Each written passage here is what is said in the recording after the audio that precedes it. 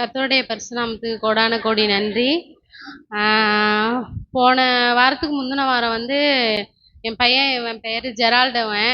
அவனுக்கு வந்து வெளியில் வந்து கொடிகயிறு கட்ட சொல்லி அவனை சொல்லிகிட்டு இருந்தேன். அப்போ வந்து கம்பி வாங்கிட்டு வர சொல்லி கட்ட சொன்னேன்.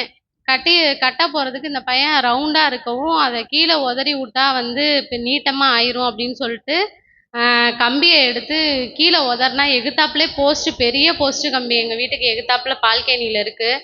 இந்த பையன் என்ன பண்ணால் இப்படி உதறினால அது நேராக போய் போஸ்ட்டில் பட்டுருச்சு. போஸ்ட்டில் படவும் அந்த 2 கையில் அந்த கம்பி பிடிச்சிருந்தான். கடகடன்னு அவனுக்கு கரண்ட் அதிகமாக அடிக்க ஆரம்பிச்சிருச்சு.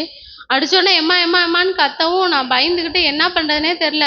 விறுவிறுன்னு பிள்ளைய காப்பாற்றணும், அவன் இல்லைன்னா என்ன பண்ணுறது நம்ம அப்படின்னு சொல்லிட்டு அவனை பிடிச்சி தரன்னு இழுத்து கையை உதறி கூட்டிகிட்டு இழுத்துட்டு வந்துட்டேன். அப்படியே எனக்கும் சேர்த்து சாக்கடிச்சிருச்சு. அப்போதைக்கு 2 பேருமே உயிர் பொழைச்சது கர்த்தருடைய கிருபை தான். 2 கையிலையும் அவனுக்கு புண்ணாயிருச்சு. 2 கையுமே அப்படியே நெகம் ஃபுல்லாக அந்த கம்பியோட இது ஒட்டிருச்சு. அப்புறம் ஹார்ட் பீட்லாம் கம்மியாயிடுச்சு. உடனே பக்கத்தில் இருக்க ஹாஸ்பிட்டலுக்கு கூட்டிகிட்டு போய் அங்கே ஒரு நாள் வச்சதுக்கு இதய துடிப்பு கம்மியாக இருக்குது அந்த பயத்தில் அப்படின்னு சொல்லிட்டாங்க. அப்புறம் அன்னைக்கு மட்டும் வச்சுருந்துட்டு இசிஜி எல்லாம் பார்த்துட்டு. கர்த்தருடைய பரிசுநாமத்துக்கு ஸ்தோத்திரம்.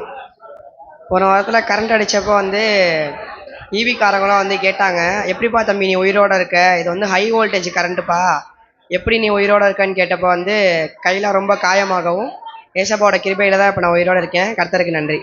ஏசப்பா தான் அவனுக்கு மறுபிறவியை கொடுத்துருக்காரு.